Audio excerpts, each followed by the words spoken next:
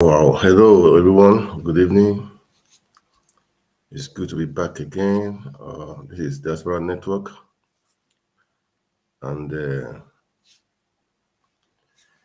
we're just here to share a few things to everyone. Well, many things have happened in Nigeria. So many interesting things. So interesting. I mean, the one that is really on board right now, at the moment, is the certificate issue of the of what was released, the documents were released by the Chicago University to articles team. So many things has been happening. So it's been that has been what is that has been that has been what is happening in Nigeria right now. I mean the heat of the moment. So people are saying different things and so many things. What we need to do if our president need to resign honorably, but different things anyway. So what do we do right now? So anyway, I just want to share some few things, and I don't really have much to say. I know that I do make some posts. I've been making some posts really. So I would just want to show some these stations. What is called Arise TV.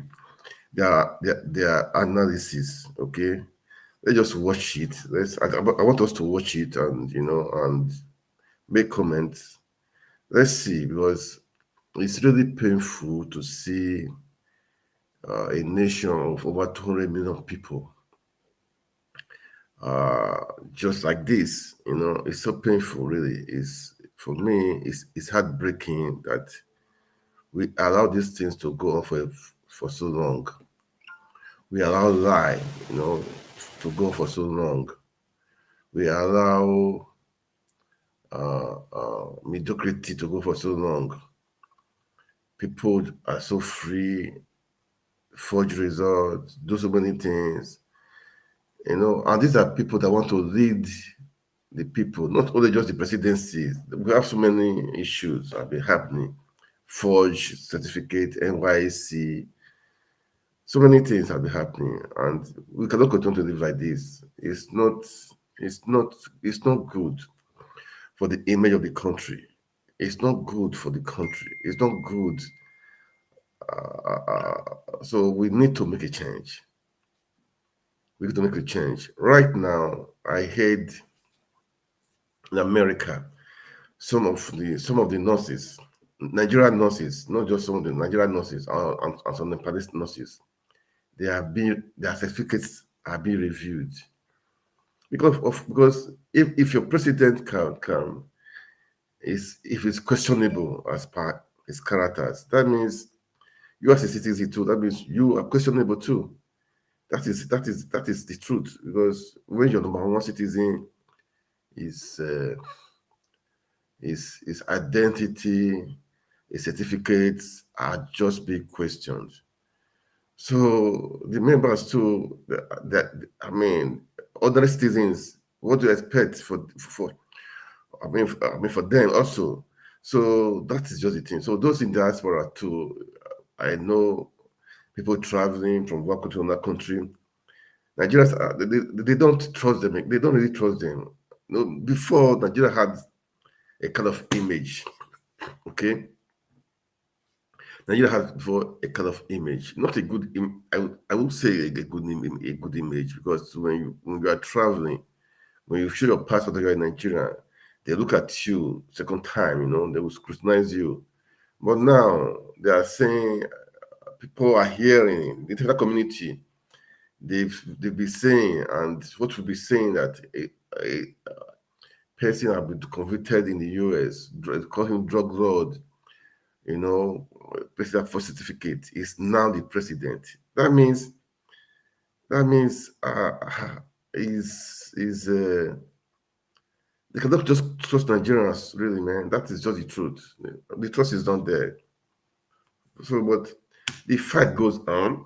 Some people are saying Tinubu has won. Let's move ahead. Let's move ahead. We cannot move ahead just like that. You cannot build on illegality.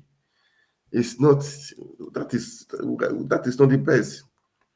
We cannot build on illegality. The case must be resolved. It must be resolved and the right thing must be done. The right thing must be done. So that's what we are saying. So those people that are saying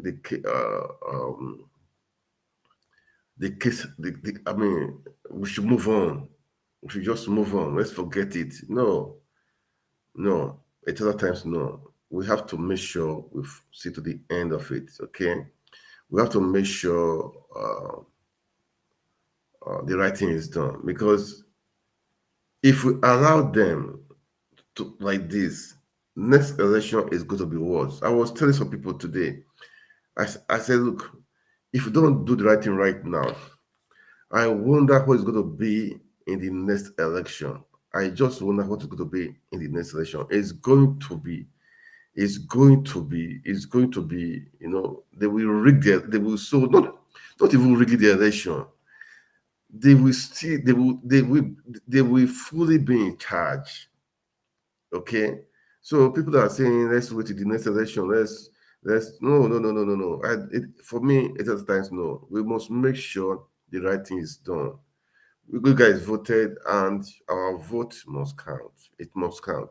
It must count. That is the truth. It got to count. Yeah, it must count, man. It must count. That is the truth. So nobody will be saying let's no. It must count. It has to count. It just has to count, man. Anyway, we be playing. Let's watch this Arrest TV crew, the analysis of the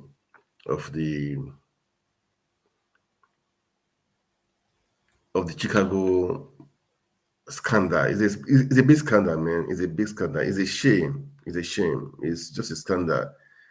It's so painful that that is how we find ourselves. It's so painful, but I believe we can make things right. Okay, we can also make things right. Okay, those out there, don't give up. We should not give up. We should not give in. Okay, we can make things right.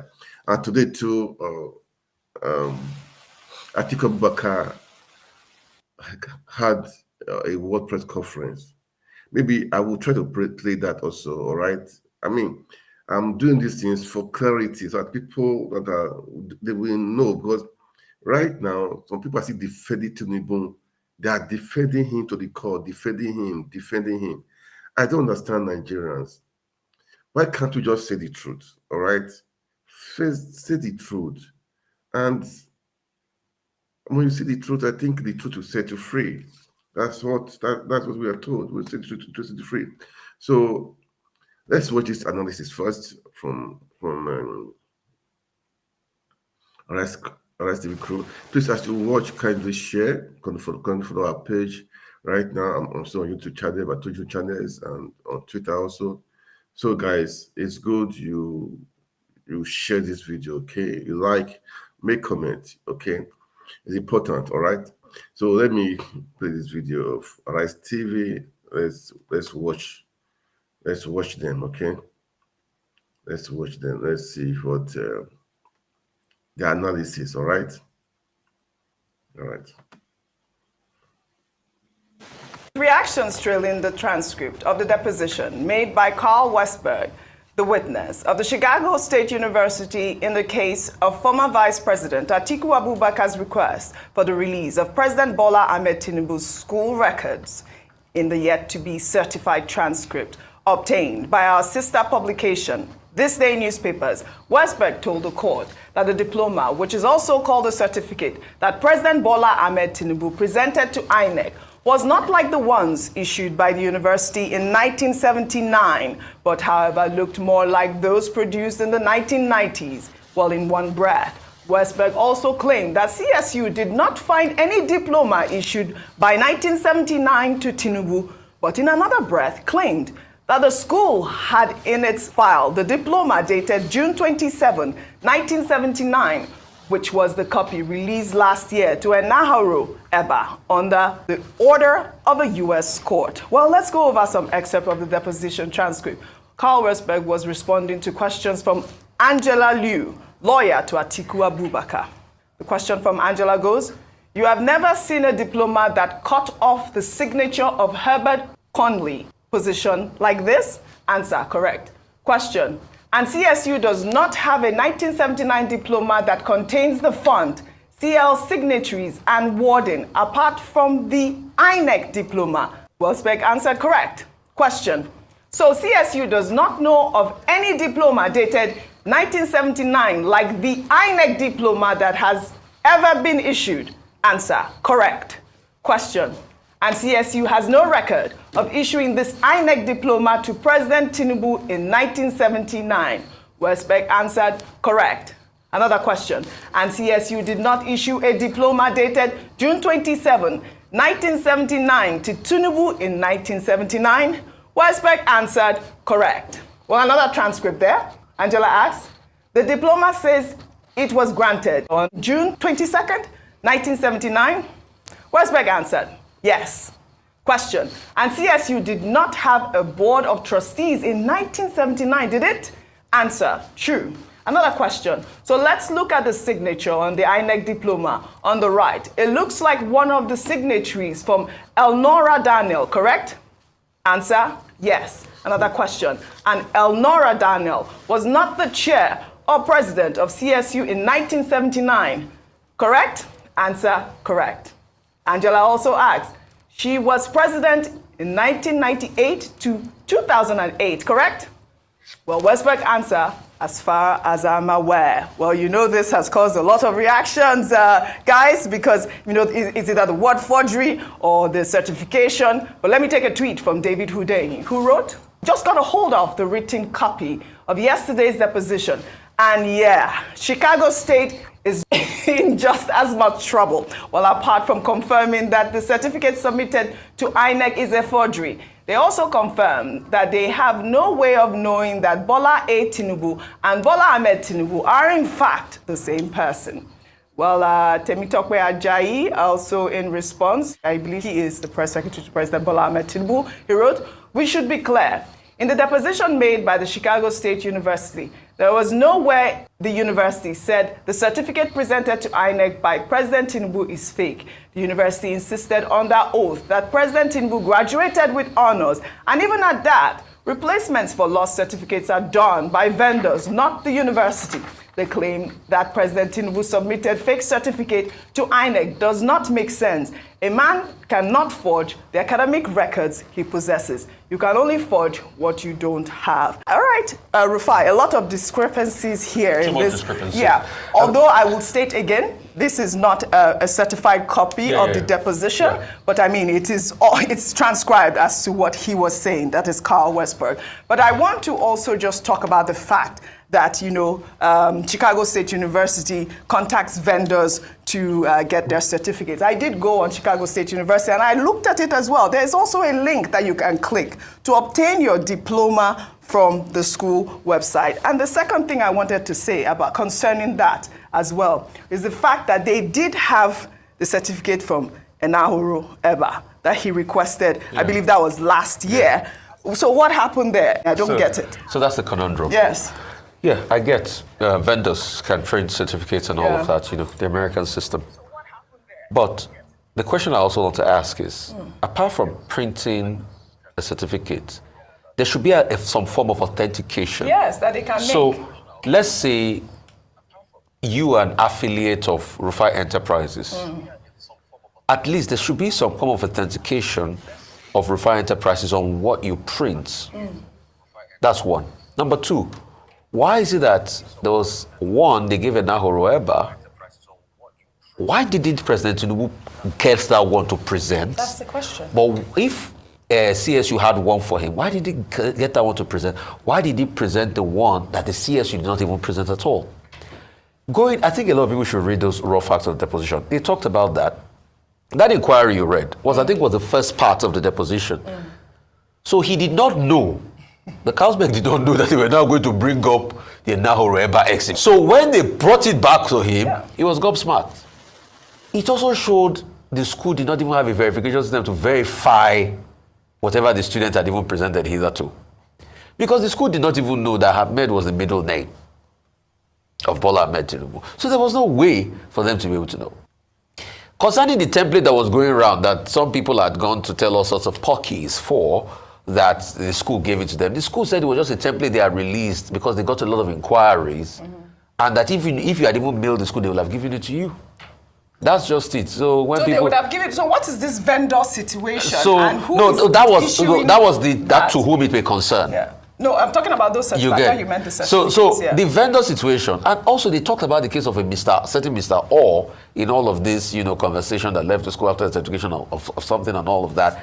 And, there were also other, even very sad things. And you wonder, this is the way an American university operates? Absolutely not. And let's now go back to a particular document. Because, you see, with all of this new evidence, there was a deposition under oath Carlsberg made, where he said Bola Ahmed Tinubu graduated and was awarded a degree from University of June 1979. And they said that Chicago provided a diploma to him and they were valid and all of that. Now, this is suspect. In the first deposition I gave Angela Lu, the things he was already saying in this Henderson deposition was contradictory. So because, Oji, I'm not going to work, I read that thing. I read it. I took out my time to read it because we need to be able to inform the public. Absolutely. You get? So, and that's why all of this out there, it's in the realm, people will take it up, whatever it is, they're going to make their assumptions and all of that. But for me, I'm just concerned about the facts of the matter and based on the position. Like you said, rightly, it's not certified yet. Probably when they, certify it and all of that. And it's a document that's out there in public. Everybody should take out time to read it too. But based on some of the first depositions, it was already contradicting the things Carlsberg put in here. All right. Ayo, I get the point that Dr. Abati always makes, which is the point of discovery. Can it be admissible in court? But I don't think that that's what Nigerians are even worried about. They're worried about, they want to know, was that certificate actually from the Chicago State University, which we have seen in this uncertified transcript that, the clerk there is saying, we're not sure we can authenticate this actual certificate. What's your take on that? So when you read the deposition and that statement coming from the university, the first question that came to my mind was, okay, so the certificate that was presented to INEC, where did the president obtain it from? Because it didn't come from CSU, and CSU has stated this categorically.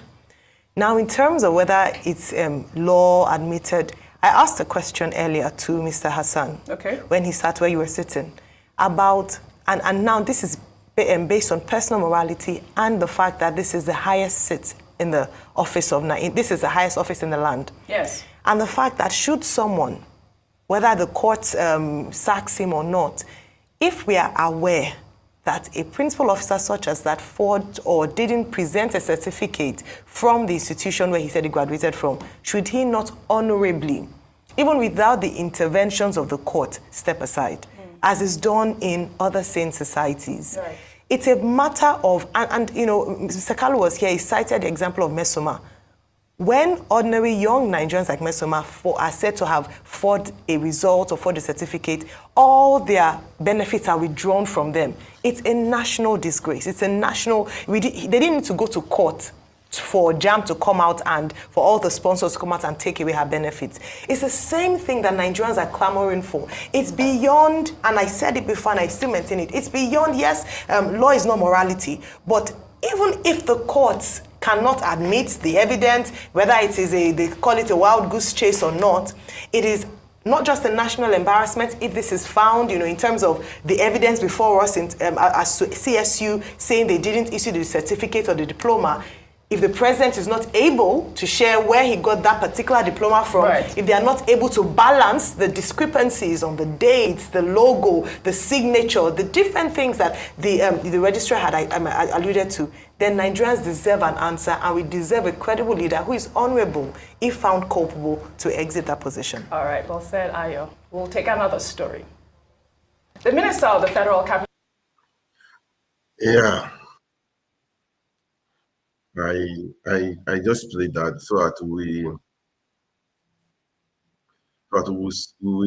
know where we are. Okay, we are Nigerians, and it's it's it's really sad that this is happening in Nigeria, and everybody is, but they're not talking. You know, Tinubu forged the results. He forged the certificate, or rather. Maybe he attended Chicago University. Okay, that is not even the issue right now. This, what he presented to INEC was forged because they've said they are not the one that presented that one to him. And there are other videos I would love to play, because they don't even know the identity, if it's a man or a woman, This is a shame. It's a big shame, really. It's just a big shame. In a good society, in a sane society, person like Tinubu is supposed to honorably resign. That is the truth. Not even called to do anything. Honorably, he will resign. That is how it's supposed to be in a society that is functional. But what baffles me is that we still see some Nigerians. They are clapping for him. They are still defending him. They are saying all sorts of rubbish. It's a shame. I give an example of what happened just yesterday in the US. The Speaker of the House, they removed him. For the first time in the history of US House of Reps, for them to remove a speaker. His own party members, they removed him. I'm not saying Democrats now, Republicans. His own party member removed him. So what stops even the APC members, even the cabinet members to tell them, this is embarrassing, it's a national disgrace. Why not resign? But people who don't do that, they are still clapping for him, defending him, saying all sorts of things. Nigerians, we should all wake up, man. We should just wake up. We should wake up. We should know what time is it. We should know. As I said before, this is embarrassing. It's a national embarrassment. Even those people that are traveling up and down in different countries, Nigerians, they are target now because they will make sure they are scrutinized. Because if your leader can be so dubious, then what stops you as a normal guy not to be even worse? So they try to scrutinize. Anyway, it's painful anyway. I was thinking by now, Tinubu will honorably resign. And Africans, I know, being what they are, they don't honorably resign.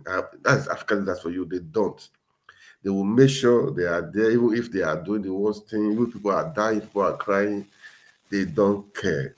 They don't care. They don't care. But other countries in Europe, in America, you see they're resigning. They will just resign. They will just resign because this is embarrassing. It's embarrassing. Well, Nigeria, we must make it happen. Nigeria must work again. We must make it work. Okay, we must make it work. We are not giving up. We are not giving in. We'll keep on talking. We'll keep on doing what is right. We'll keep on under the constitution, under the law, to make sure we achieve our aim. Okay, that is what we are doing, and that's what we are going to do. All right. Anyway,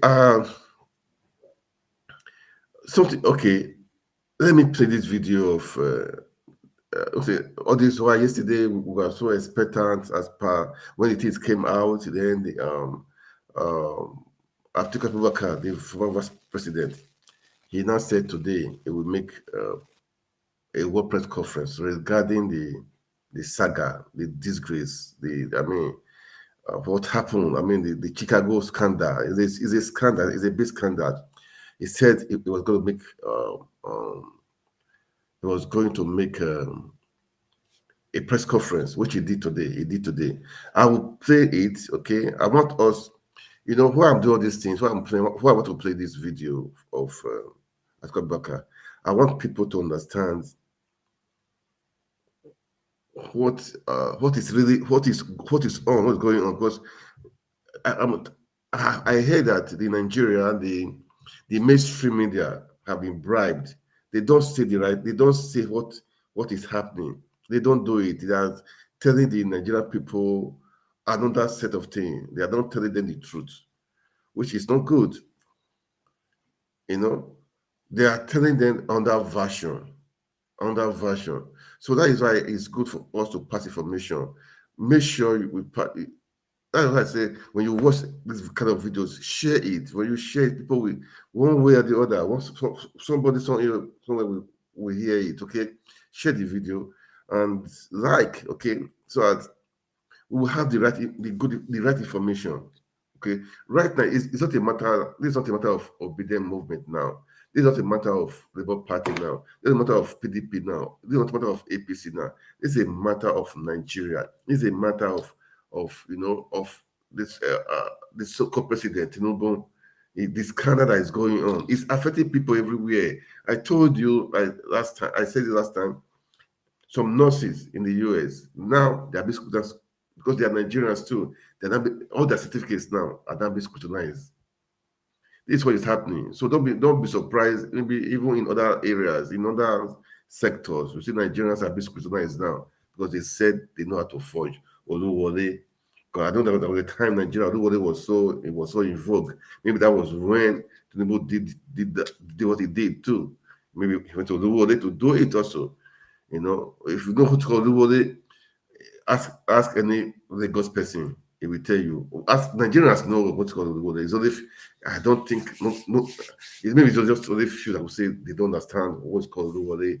Oluwole, that is they are experts in forging things. In bringing out a replica. Give them anything, they replicate it. Anyway, that is aside. But let me just play this video because it's important for us to know the truth. It's important to know the truth. That is why I want to play this video so that we know at least it was Atiku and his lawyer that pushed this case. They push it to the end to make sure they release all the documents we are seeing right now. Okay, I know Khalifa Wahimi started this fight a long time ago. The guy shouted, he cried, he shouted, he went to court, he was humiliated. At the end of the day, his voice was not heard. So you see, that is why I said we should not stop talking.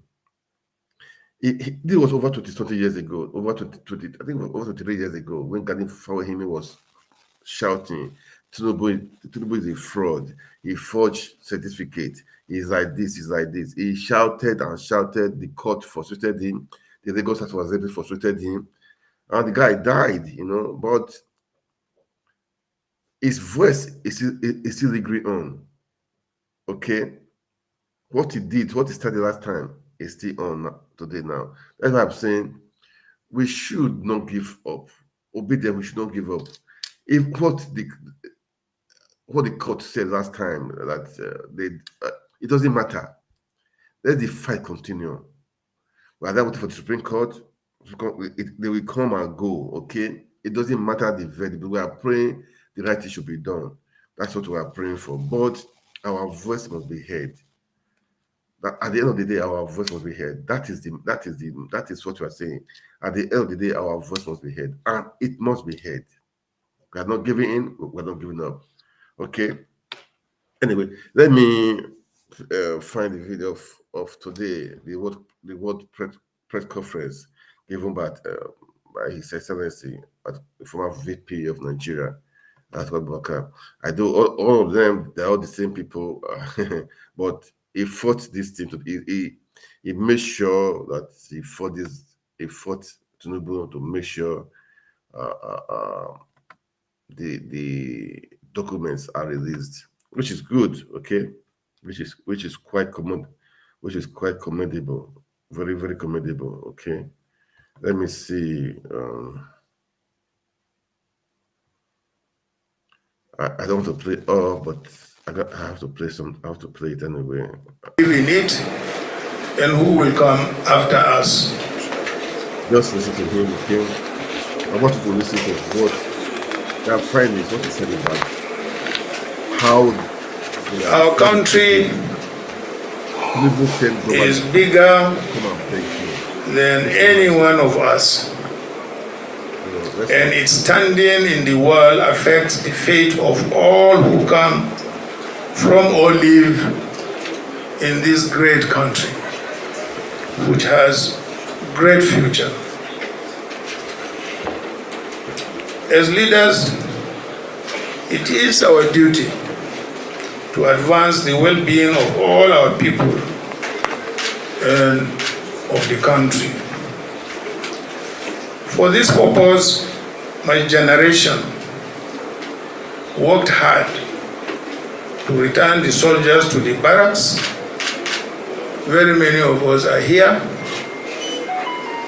and to defend the right of the people to elect and establish for ourselves legitimate government. Our elections are established and governed by law and founded on the Constitution, from which leadership and government in Nigeria alone derive their legitimacy. The people look up to us as leaders to respect these rules and to defend them. This is what has brought us here today. Today, we are called upon to again, as a people, to uphold and defend the ground rules of elective government in our country. The Constitution prescribes the requirements for those who seek the highest elective office in the land. It should not take months or indeed decades for the institutions concerned to be able to do their work in establishing the credibility of any certificates presented by candidates for public office. We undertook this journey at great cost and for important reasons. The ground rules for legitimate governance in our country need to be upheld. And you who are gathered here today have the responsibility of upholding those ground rules. And the reputation of our country is at stake. That affects everyone, Nigerians everywhere, wherever they may be in the world. I am a Democrat by conviction and a citizen of a country that I love. The issues at stake in this case require us once more to rededicate ourselves to both the country and our Constitution. Now we must entrust these facts to us all as citizens and as leaders of the institutions charged with interpreting our Constitution. I should thank the lawyers, both in Nigeria and in the United States, who have assisted us in bringing clarity and definitive answers to these issues that appear to have defied our institutions for nearly a quarter of a century. I also want to extend my gratitude to the Nigerian citizens and friends of Nigeria, both within and beyond the shores of our country, for their patience as we have sought to find the facts and establish the truth. I wish to pay tribute to the late human rights activist, Chief Gani Fawehimi, senior advocate of Nigeria, who inspired us on this path of discovery. Now he can truly rest in peace in the assurance that what he started about 23 years ago has come to fruition. Gani's vindication today gives credence to the saying that no matter how fast a lie runs, the truth will someday overtake it. Former American President Thomas Jefferson once said, and I quote, "If I had to choose between government without newspapers and newspapers without government, I wouldn't hesitate to choose the latter." From exposing the Watergate scandal and unraveling the dubious certificates of politicians, journalists have maintained eternal vigilance by bridging the gap and stepping in when other arms of government failed. It is for these reasons that commendation must be given to David Hundeyin, an independent journalist whose extraordinary work and those of many more young people like him has become a source of inspiration. Special thanks must be given to the millions of Nigerian youths and citizen journalists too, who continue to put out the truth online even when no one is listening. Indeed, the price of liberty is eternal vigilance. They have put the country first in their firm commitment to unravel the truth and hold leaders accountable. This gives me the hope that we have worthy partners in the struggle to reclaim the country we call our home. This quest is not for or about Atiku Abubakar. It is a quest for the enthronement of truth, morality, justice, and accountability in our public affairs. In line with this, let me call on all well-meaning Nigerians, leaders of thought, our religious leaders, our traditional leaders, our community leaders, our political leaders, and in particular, Governor Peter Obi of the Labour Party and Governor Rabi Ukwankwaso of the NNPP, and the leaders of every political party in Nigeria, and indeed every single person who loves this country, as I do, and who wishes nothing but the best for this country as I do, to join me in this campaign to enshrine probity, accountability, and the basic principles of justice, morality, and uprightness in our country and in our government. This is a task for each and every one of us. Let me, therefore, at this juncture, thank you for listening. May God bless you all, and may God bless the Federal Republic of Nigeria. Thank you.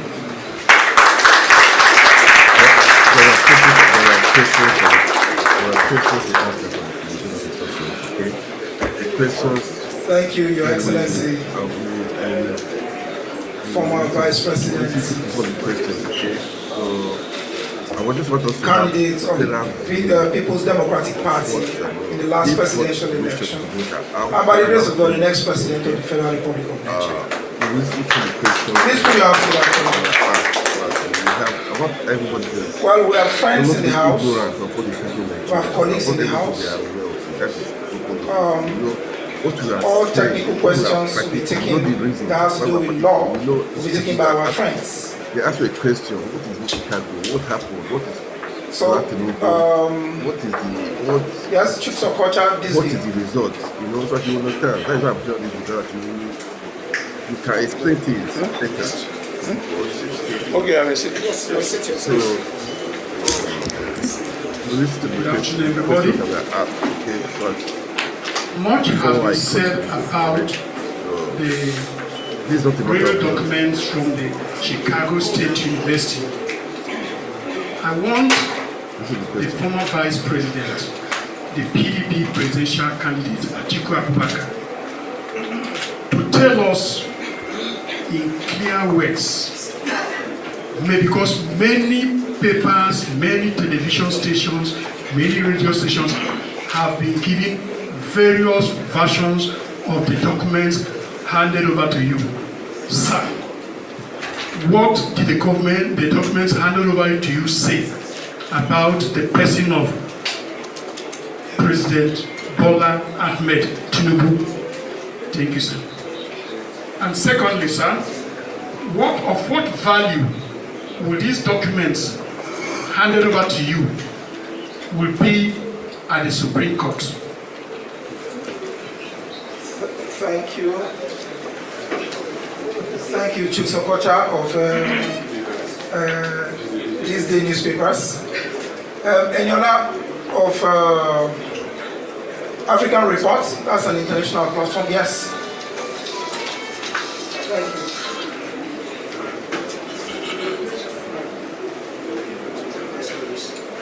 Good afternoon, Your Excellency, colleagues, and everyone here.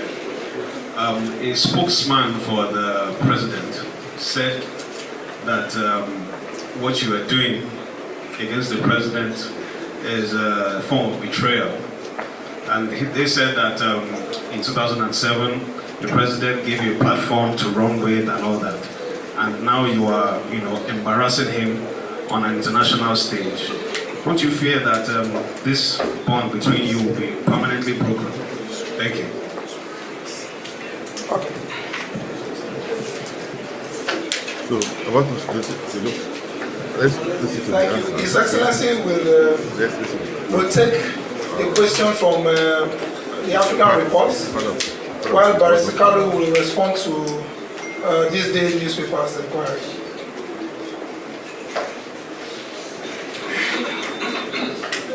Well, I beg to disagree with Bola Ahmed Tinubu. Yes, it is true, in 2007 we came together to form AC. And in Lagos, at the convention, I emerged as the winner and got the ticket. After I got the ticket, he sent about 5 or 6 senior partymen. Some of them are here. I can even name them, but I don't want to embarrass them. And they met me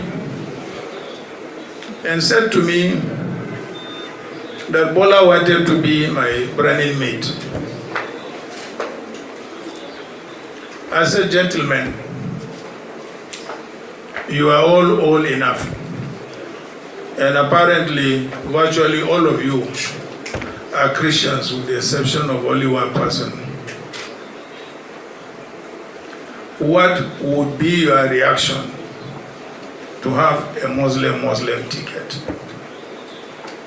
All of them said, we totally object to it. I said, then why didn't you tell him when he was giving you the message that, look, Mr. Tinubu, the message you are giving us, we don't seem to agree with you. Why are you coming then to me? And that was the end of the political relationship. He broke away, went and supported Umaru Yar'Adua.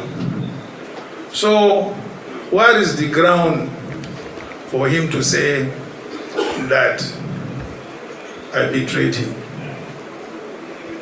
But those of you who are old enough will also remember that in 2003, the PDP took over all the southwestern states, with the exception of Lagos. I stood Between Obasanjo and himself, I said, no, you can't take over Lagos. Leave it. And he left it. So who is indebted to the other? Is it me or Bola Ahmed Tinubu? But there are other things which I would not want to go into. But I vehemently deny that either I stabbed him at the back or did not do him whatever. Thank you. Until today, I will not do Muslim ticket. I don't have to be president because I don't believe it is right for this country. It's not right. Absolutely wrong. We are multi-ethnic and multi-religious. And our government should reflect our diversity and our composition. Thank you very much.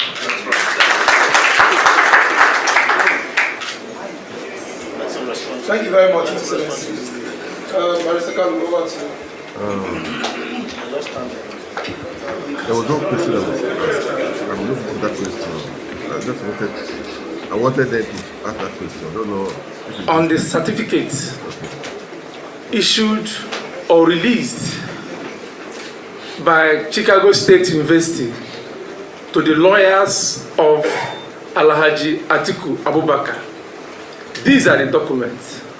One, that Bola Ahmed Tinubu forged the certificate he presented to INEC. That's one.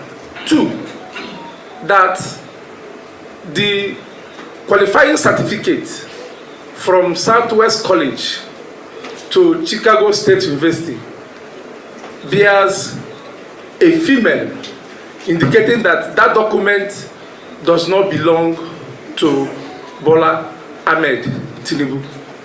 Three, the Chicago State University admission application form has a claim that Bola Ahmed Tinubu attended Government College, Lagos, and graduated in 1970, when indeed the school was established in 1974. The same document has it that the owner of that document is a black American, and the document Bola Ahmed Tinubu submitted to INEC, he denied having dual citizenship, which means it does not belong to him.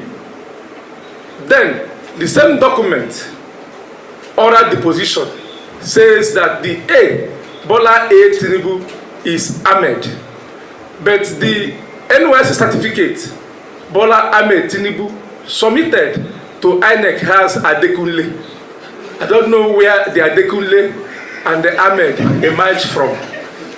So, on the second arm of your question, of what use will it be in the Supreme Court, it is very, very clear that from decided authorities, the Supreme Court has held that they can accept a party to adduce fresh evidence as long as certain conditions are met.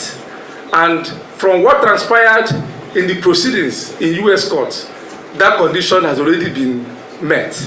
So, as we speak, our law is very clear that a party at fault cannot be allowed to enjoy the fruit of his illegality. That is our answer to your question. Thank you. My name is Carlo. Carlo,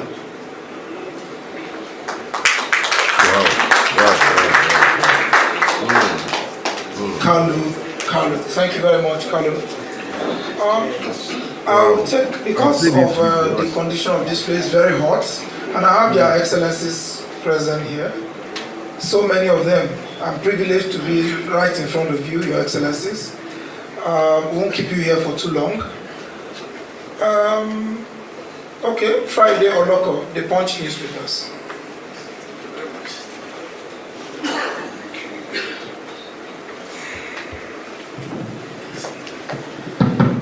Yes, good afternoon, Your Excellency. My name is Friday Oloko. I work with the Punch newspapers. Well, there have been rumors flying around that because of this issue, this alleged certificate forgery, that some persons have reached you by way of trying to intervene, to put pressure on you, purportedly from the president, for you to step down on this matter. If it is true, will you step down on this matter? That's one. Secondly, you are fighting this cause. What is the fate of your business interests? Do you fear that maybe, should you continue, that your business interests might be threatened because of the powers from the presidency? Thank you very much.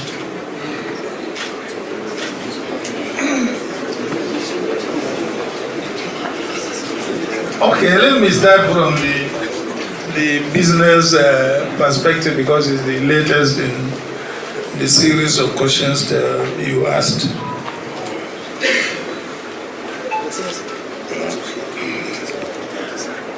Yes, as you might have read in several other places, I was, in fact, not involved. In fact, I was the founder of one of the biggest oil and gas logistics company since the military area.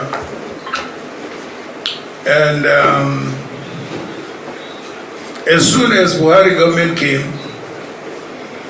even though we had license, we had got nothing to do with government. We were only contractors in logistics to the oil companies, not government.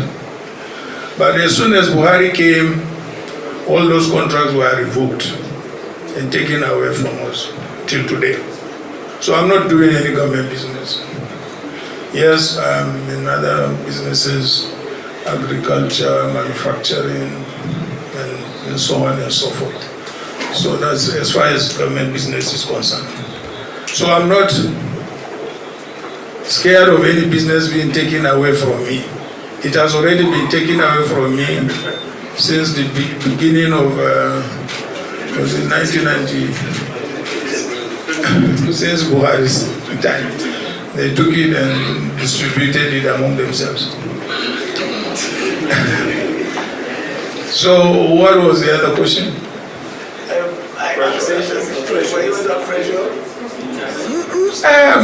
Not really. Yes, immediately after the elections, I was told there was a delegation of governors who claimed, they were sent, by the president. But I did not even allow them to get into my house. I didn't. So will you drop this fight?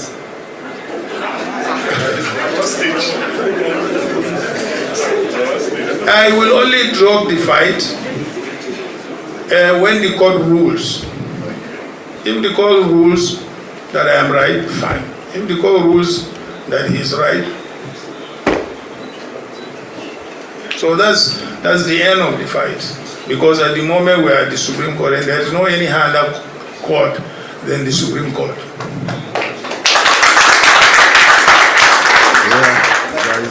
I just played this.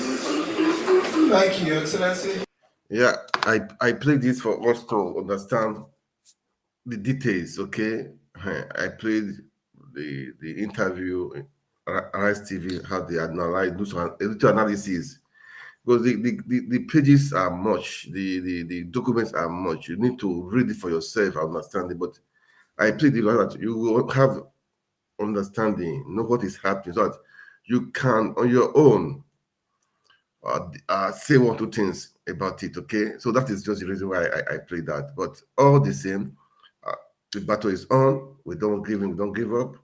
I will still say, you know what he said now. At least the high points from the document Number one, that the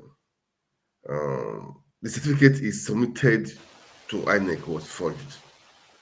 Okay, because the certificate submitted to INEC, they said they are not the one that presented or that gave that one to Tinubu. That is number one. Number two, um,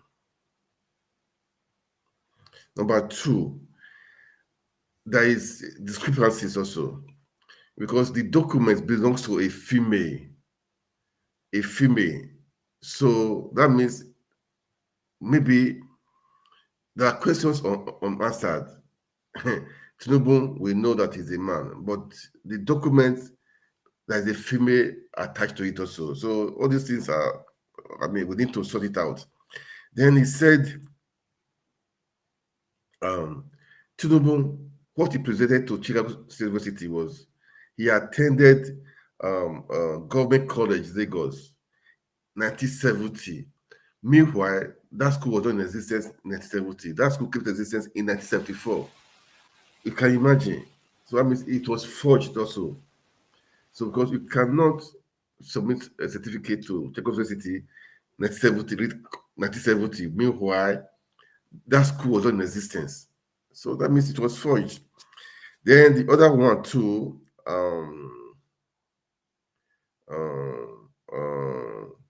the certificate, I mean the document submitted for that in Chicago University, it shows the person is a Black American. Is a Black American. Meanwhile, who has said he has no American citizenship. So you can see so many things happening, and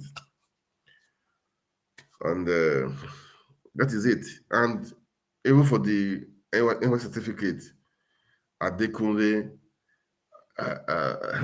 Amen Tinubu, so many discrepancies are there. But we're waiting for the court, Supreme Court, to do the right thing. Anyway, guys, the battle is on. I always say the battle is on. All right, the battle is on. But all the same, this is how it is for all the Chicago scandal. I mean, Gadi Fawahimi cried over 23 years ago that this guy forged certificate. This guy is not going to that is not his identity. And thank God it's not coming out to light after 23 years. But I was going to take the lies. We take the lies all this why. We took the lies. It was a senator. I think 2 times or so. It was a senator from there to a governor of Lagos State, 2-time governor of Lagos State for 4 years. Just imagine. And now it's now the city president of the most populous Black nation in the world, Nigeria. Over 200 million people. Nigerians, how did we get so far? How did we come like this? How did we get here? How? We have professors in Nigeria. We have particular people in Nigeria. We have people that are learning in Nigeria. And right now, some of those people that are saying that obedience are bigots, obedience are stupid. Right now, they are quiet. They don't say anything. 2-3 weeks ago, one of them was saying something, was abusing obedience in South Africa. Right now, he's quiet. He's not saying anything. Well, I think they should say something right now. Those professors or those people, they should come out and say something. But right now, they are quiet. If you love Nigeria, come out and say the truth. Especially all these people especially our elder statesmen, how long are you going to? Who is feeding you? Why are you scared? Come out and say the truth. Save your country. Save Nigeria. That's what we're saying. Save Nigeria. Let's help our country. Let's make Nigeria great again. We can make Nigeria great again. When we combine our voices, your voices will be heard louder. Okay? The youth, since the elders are failing us, the youth come out. Take your country. Take your country back. Take it from these elders. Since they are failing us, They, those ones that are on the sideline, they are not saying they don't say anything. Please, youth, Nigerian youth, take back your country from these people. Take it back. Take it back. That's what I'm going to say for now. Please, as you watch, kindly like, share, that people will see, we know what we are doing, because it's important we speak. It's important we pass out the information. That's what I'm doing right now. I've given out information of the Chicago State University, of all these scandals. I try to play some of the videos that we all know what is happening. Okay? I've just done that, so the boys in our court. But the youth, take your country back. Enough is enough. Don't let the cup of delicate rice they're giving you to sell your conscience. Don't sell your conscience. Fight for yourself. Fight for your unborn children. Fight for the nation. Fight for Nigeria. We can make it work. We can make it work. But before I go today, I will just play a video of His Excellency Peter Obi. Just a short. This video is long, but I won't play all. Okay, I won't play all, man. It's Arise interview. The interview he had with Arise TV. Okay, I just play it just to say good night. Okay, but please kindly watch. I will just play this. Kindly like and share. Okay, I know. Check out my YouTube channel also, please, and follow and subscribe to the YouTube channel. Okay. Let me just play it so that we hear from from Peter Obi, His Excellency Peter Obi. Okay. Then before I call it a day, all right. The response by organized labor. Yesterday, they met with the federal government and they said they were going on a mother of all strikes starting tomorrow if their demands were not met. I'd like to ask you a question with regards to what you would have done, because during the campaign season, you described fuel subsidy as organized crime and that you were going to remove it. What would you have done differently? So would you have still gone ahead to remove it? Would the timing have mattered? What would you have put in terms of palliatives if you had been elected as president? Well, let me reiterate my position. And I said, fuel subsidy is organized crime as it was being practiced even before. If you go and look at my tweet of September 19, 2022, and then read my manifesto, it showed clearly, manifesto about Labour Party, showed clearly the way we would have approached it. Fuel subsidy is organized crime. I've said this repeatedly, and that is going to be removed. I mentioned it during the campaign. I mentioned that what we are consuming is far above what we are supposed to be consuming. And if you listen to Governor Isaiah Gudaya's interview recently, he said that a friend of his who was involved in fuel subsidy gains and everything told him that it is criminal, that he's even tired of making money through that type of crime. It should be removed. Which shows there's a criminality side of it and corruption side of it. Then if you look at, since the subsidy has been removed, our consumption is just about half of what it is, which again shows that what we are consuming was. So for me, the approach would have been, and that's what I said, go and read my tweet, is to remove the corruption and criminal side of it, remove the excess demand that is not factual. By doing this, you would have reduced it by 50%. The remaining 50% is what would have been able to, after consultation with various stakeholders, been able to find a way to, in an organized manner, remove and showing the proceeds of the removal or the gains of the removal to be invested in a critical development areas, education, health, and pulling people out of poverty. People need to see that transparency of transferring from here to here, the gains and everything. And when you do it in an organized manner, with proper palliative that are well structured, thought after, not just haphazardly, you would have been able to see Nigerians go along with you. One of the things we are suffering with this announcement is what I can call announcement effect. You see, policies like these are not what you just announce haphazardly. There are things you thought through and everything. That's what we would have done as Labour Party. Okay, so Mr. Peter Obi, I would also like you to sound off on probably some level of specifics as regards the kind of palliatives you'll have even put in there in the first place. What are the kind of targeted palliatives? And let's talk about this floating the naira, the exchange rate conundrum, where we are today. Things have gone really south. Formerly, naira to the dollar, we know the threshold as at 2015, but now it's over 1,000 naira to the dollar. The naira is taking a tremendous beating. What would you like to say about this? You've also talked about, fraudulent activities in the foreign exchange market and all of that. What would you do precisely, probably step-by-step empirical approach to the naira as we speak today? Well, again, my dear friend Rufai, congrats, I heard you're now a doctor. So you're going to be more difficult on dealing with. So let me tell you, Rufai, first is that you can't float a currency you don't have supply with.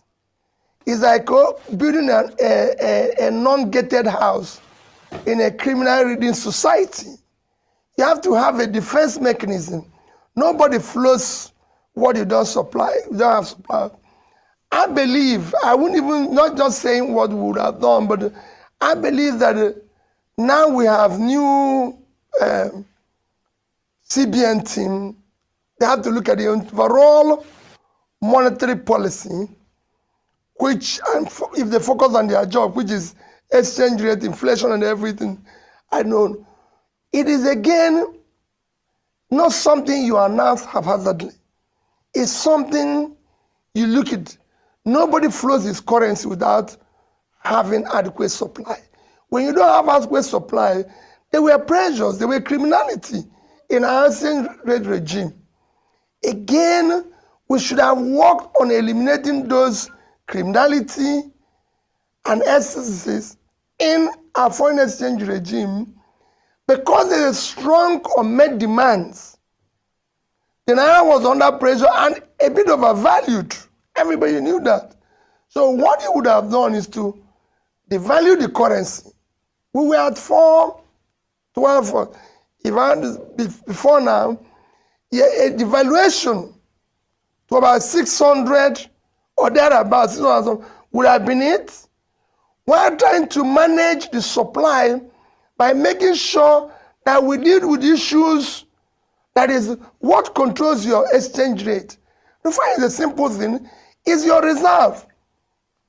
And what controls your reserve is your export. You have avenues and things that you would have exported. You're supposed to export from your oil to other minerals to everything.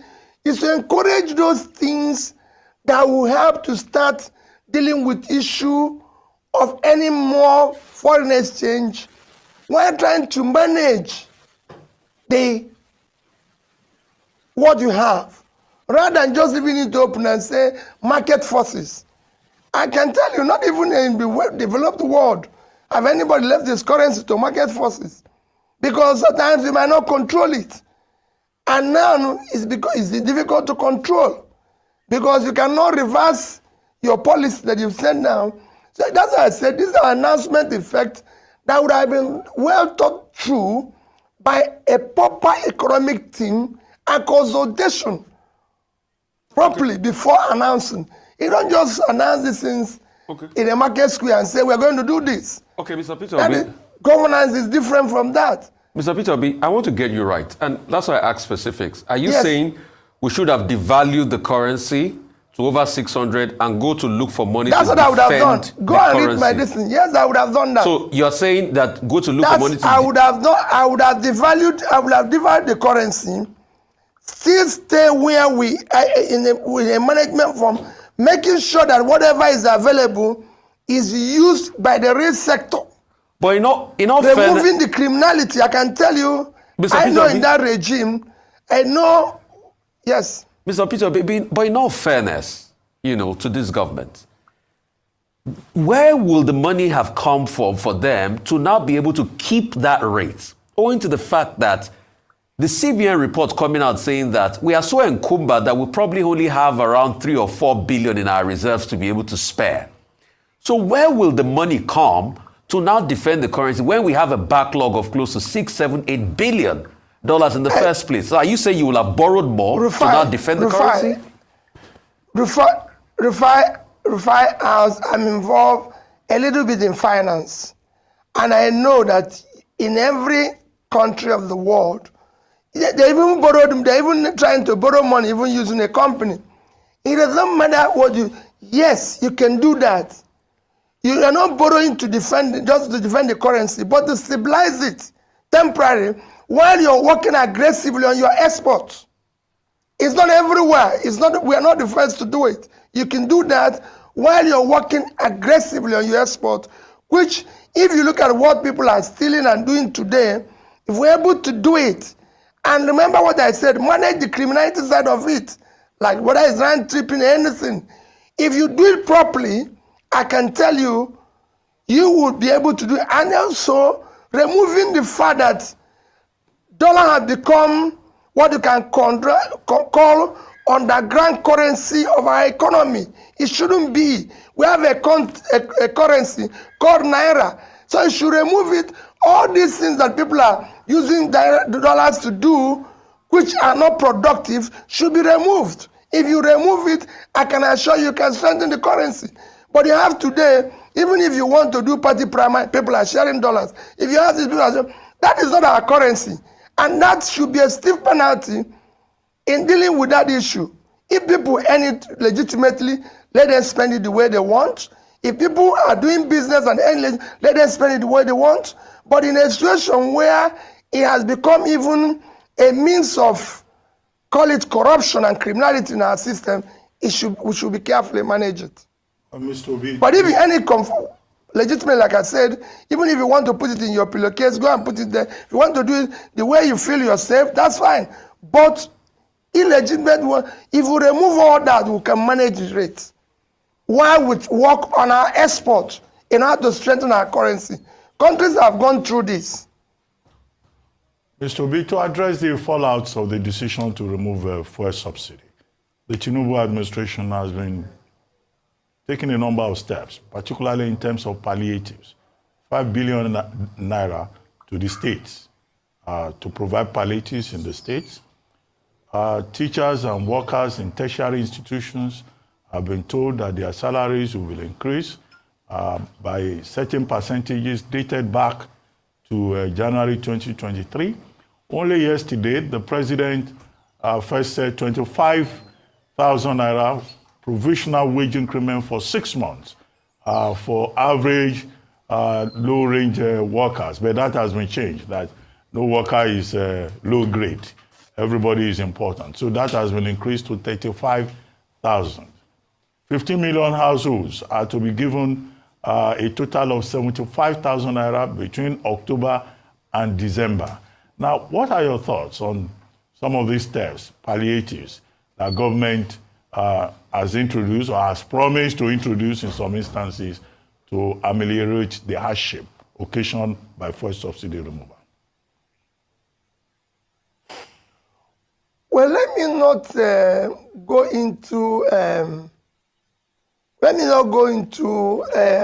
have not been opportune because I've been traveling to be able to read the details of yesterday's announcement. It was just on yesterday. And like I said, I was traveling all day yesterday. So I've not been able to look at it. The last palliative I know the president did issue was the one of when he did 75 billion to 75 million companies, and the one of I think 50,000 to companies. That it was the last one that I was involved or I listened to. And for me, the one of yesterday, for me, is the issue of the temporality of it. Because if I'm correct, he said this will last for 6 months. Or is it going to be permanent? Are we now saying we've changed or a minimum wage? Well, it looks like there's a problem with audio connection there. We'll take a short break, and then when we return, the conversation with Mr. Yeah, guys, I just played that so that it's just to hear from Mr. Sensitive will be okay. I mean, he had good plan for the country. We pray that everything will work out well. Okay, we're still praying, and we hope everything will be okay. All right. Okay, let's listen to him a little bit again before I call it a day. I just want let us hear him a little bit again before I call it a day. Okay? Workers that the federal government promised yesterday, and you were raising a number of questions. Please go ahead. What I said before is that if you look at what this government has been doing since inception, you could see announcements with limited thinking, which again produces limited outcomes. The temporality of it is like announcement effect. You're just moving, and suddenly, even just yesterday, like you said, 25 naira and 35 naira, that means it wasn't thought through. But let me go back to the one I said I listened to the announcement. A few weeks ago, they announced that they're going to do 75 billion, if I'm right, to 75 companies over the next 1 year. They've done 150,000 naira to what they call supposedly small businesses. I will call it because it was micro businesses and things like that they are going to give 50 million. And then, of course, they've come up with this new one. When I looked at that one, my question is 75 billion to 75 companies. Are these companies in Ikorodu or the ones in just Kaduna or in Inewi? Because for a huge country like Nigeria, you're going to look, if it's looking at manufacturing outfits, you're going to be looking at about 10,000 companies, which for you to make any meaningful impact, you need to take about 1,000 of them and provide them the same 1 billion each, which will be about 1 trillion. If you talk about micro and small businesses, you have about 40 million registered and unregistered in that cluster, and they are your engine of growth. And if you're going to start creating jobs and start turning around things, 50,000 today is approximately $50. So what you need to do is to at least, since there are 40 million, take 10% of them and give them at least 1 million naira each, which is $1,000 as of today, so that you can start meaningfully trying to even create two jobs by making sure that each of them are working. So things have to be done differently, and it must be thought through with proper consultations and economic team that have sat down and analyzed this. It's not just announcing that, oh, we've done this to states, there must be, again, a coordination between the federal, the state and local governments in trying to pull through this difficult time. All right. Thank you, Mr. Peter Obi. The questions we've asked you with regards to reviewing some of the policies or decisions by this particular administration, you seem to have some very sound responses to these questions. Now, the president in his inaugural speech had said that he was willing to work with opposition party members who didn't win the election to move the country forward.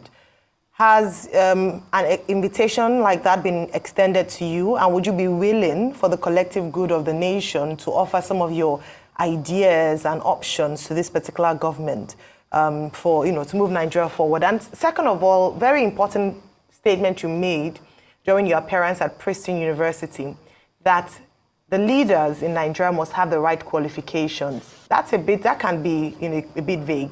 When you say right qualifications, are you saying that they should upgrade the minimum standard for who would become president or governor from being just having a school leaving certificate, or qualifications in terms of bringing experience, what you bring to that office? So just those two questions. Would you be willing to work with this government for the good of this nation, because people are suffering, with your great ideas to work with this government? And second of all, what do you mean by right qualifications for whoever it is that should lead this nation? Okay, let me go again and tell you. We are at a point where we're challenging the process. These are part of what makes a nation. The process through which people come into office or assume or achieve anything is far more fundamental than what they do thereafter. It is important that the people come through the right door and not just jump into through the window and start saying, okay, let's move on, let's clean it up, let's do this and everything. No. So we're challenging the process. And that has to come to a logical end before any other thing. And it has to be something that people will seemingly, that's why I said, we have to begin by doing the right things. And not doing the right things is having the right process. On issue of qualification, I never said anything with regards to improving the degree or doing this. The issue of qualification is the issue of leaders making statements, doing things that are honest and truthful. This is an issue of honor and integrity. It is the foundation on which you build society. If you look at what is happening in Nigeria today, there's so many issues of certificates, age, all sorts of one falsification or the other, all over, within the leaders. There's no way people can doing this and be able to do the right things, because that means they live in a falsified life. And that is not good morally, and a sign it should be given to the society. There's so many great people in the world who did not go to school. And I can tell you, America today, one of the highest, or I would say the greatest president America has ever had, is Abraham Lincoln. Abraham Lincoln did not go to a formal school. In fact, his entire education is less than 1 year formal education, because he came from a very extremely poor family. His education was by borrowing books and everything, which he did later. But he was able to show, if you read his history, you show that he came from a very poor home and did not have formal education. He didn't have to say he read the PhD here or he did this one here, and then there's an argument like what we're having all over Nigeria today, which is bringing the credibility of our nation into question. If you come to the UK, one of the greatest prime ministers, Winston Churchill. Winston Churchill is known to have had a poor academic record. In fact, his academic record was very bad that his father had to enlist him in the army. Even when he went to take an exam to be able to be enlisted into the British military academy, he sat it 3 times before he could pass. Eventually, he became a prime minister, became a great prime minister. You go to the corporate world, the biggest company we have today in terms of market value is Apple. The founder is a dropout, a school dropout. His history shows that. The second biggest company is Microsoft. At least Apple today is about 2.9, if I'm right, about 2.9 trillion company, when African GDP is about 2.9. So it's about the same thing as African GDP. The second biggest company is Microsoft, founded by Bill Gates. Bill Gates is a university dropout. It's written there. It's not, there's no question. The fourth richest person in the world, Larry Ellison, is a poor person. The mother had to give up for adoption when he was 9 months. All right. So that's so you don't really have to have all the degrees in the world to be great. But you need to be honorable about your past, so we can know who exactly you are and everything. The world are bound by great people who have poor past and no education, and that forms part of their greatness. all right. We'll take a quick break, so just so we can get back that connection, and when we come back, we'll continue to speak to Mr. Peter Obi, 2023 presidential candidate of the Labour Party and former governor of Anambra. Yeah, I think I will leave it here for tonight. Thank you for watching, guys. God bless you and good night. Hopefully, I'll see you guys tomorrow again. Okay? So please kindly like, share, okay? And no one thing, we don't give in, we don't give up. We are sure of carrying the day, okay? The battle continues, okay? It's going to be a long battle, but it continues. All right, guys, thank you for watching. Kindly make comments, like, and share. God bless you. Good night. But I feel like sleep is part of it too. Okay, maybe next 5 minutes I'll call it a day. Okay. Value the naira to over 600 and look for money to defend the naira. How long could we have done that for? Defending that currency when we know that the factors, the market forces are really hard on the naira and it's just a matter of time. So those 3 questions are as we start to wrap up. If I forget any of them, Rufai, I will call you. On issue of Niger, Rufai, I will not go. First, let me say it, I am completely against military intervention as a process of leaders emerging. Totally. I'm a believer in a democratic process and through an genuinely elected process. I know in Africa, at times you can actually question whether there's a difference between military coups and elections, what we call elections, the way we do it with the rascality. However, I'm a Democrat and I believe in democracy, and that should be the process. Will I go to war? Again, capital no. Reason being, I'll go. Reason being that we have war at home. You cannot go to war externally when you have war at home.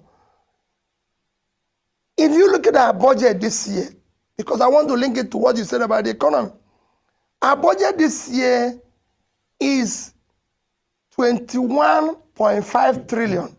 About that. Our revenue, expected revenue, is about 10 trillion, which means we have a deficit of 53.5%, which is about 11.5 trillion. That's what you're lacking. That is all. Rufai, I read from the President's National Security Advisor that we are losing 400,000 barrels of crude oil every day.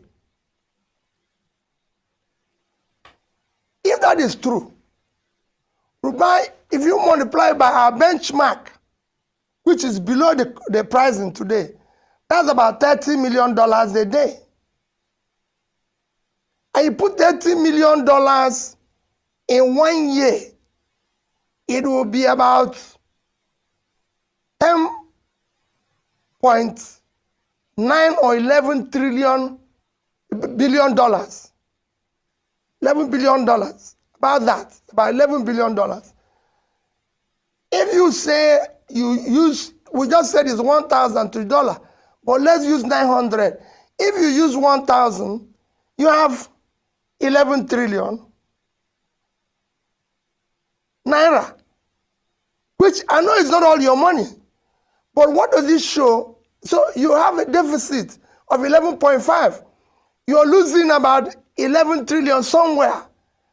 And then what it then shows, Rufai, is that if you put this, consider illegal mining of our minerals all over the country by foreigners and locals alike, consider other revenue leakages that is coming, what it then shows is that if you fight this war internally and be able to deal with this, you can be able to generate a revenue of between 20 and 25 trillion. By the time you now decide to even borrow additional 10 to make it 35 trillion, which is where our budget should have been today, I can tell you, not only that have you reduced your borrowing to 30%, but all those things that are achievable. So for me, the only war Nigeria needs now is war on insecurity and war in economy. And I'm going to deploy everything that is available to ensure that we win it.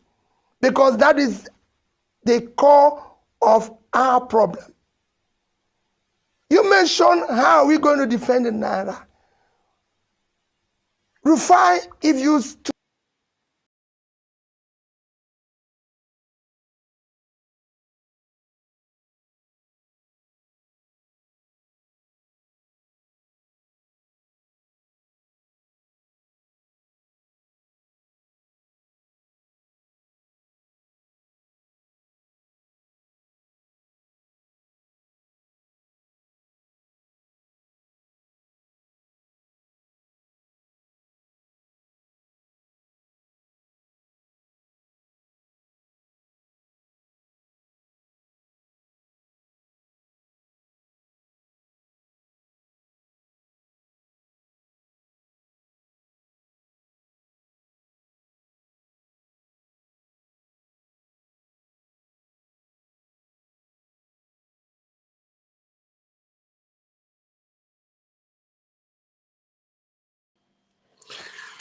Yeah, guys, we call it a day let's call it a day, okay? I'll be back again tomorrow by God's grace. God bless you. Please kindly like, share the video, and we can make it happen.